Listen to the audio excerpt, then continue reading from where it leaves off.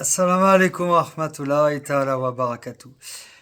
Juste pour vous faire part de mon témoignage par rapport au fait que les gens ont voté Front National et que apparemment Monsieur Bardella voudrait fermer les mosquées et interdire le voile dans l'espace public.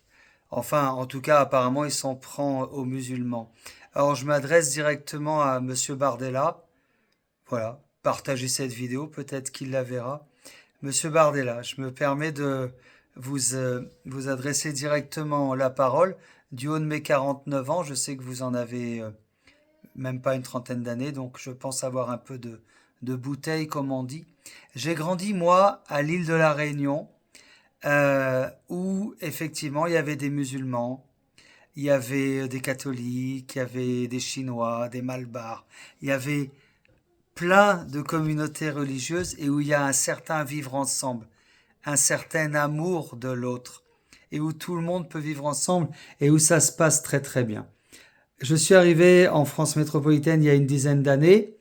Pour ceux qui me suivent, vous connaissez l'histoire, je me suis converti musulman depuis 3 ans, par conviction, parce que pour moi, Allah subhanahu wa ta'ala, il est à l'intérieur de nos cœurs, et pour moi, l'islam est à travers le Coran, et la connaissance, et l'aboutissement, et la prolongation des deux autres religions.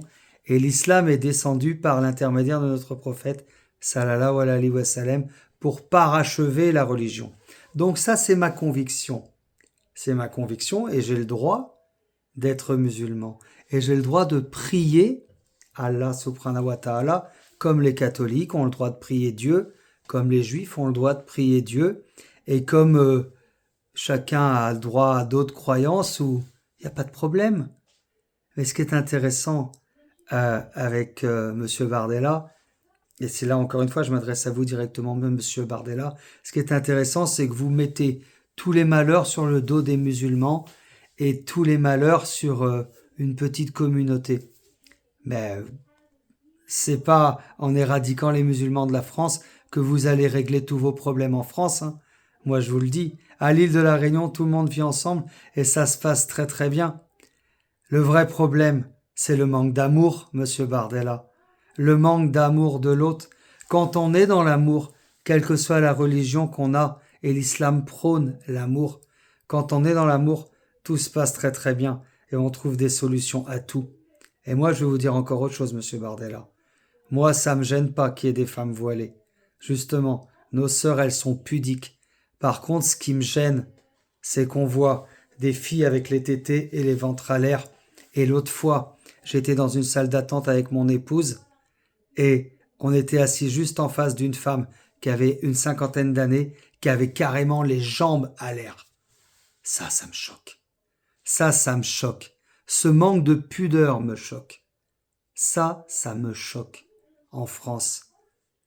En fait, on ne devrait pas être choqué par les gens qui sont trop habillés, par les musulmans qui prônent la piété et l'amour.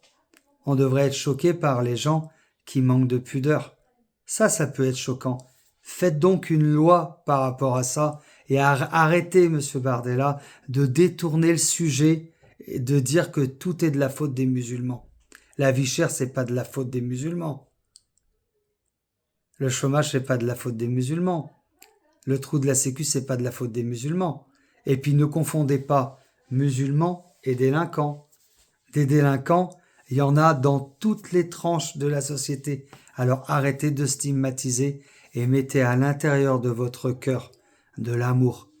Parce que c'est l'amour qui peut-être amènera une solution à ce pays, la France. Assalamu alaikum wa rahmatullahi ta'ala wa barakatuh.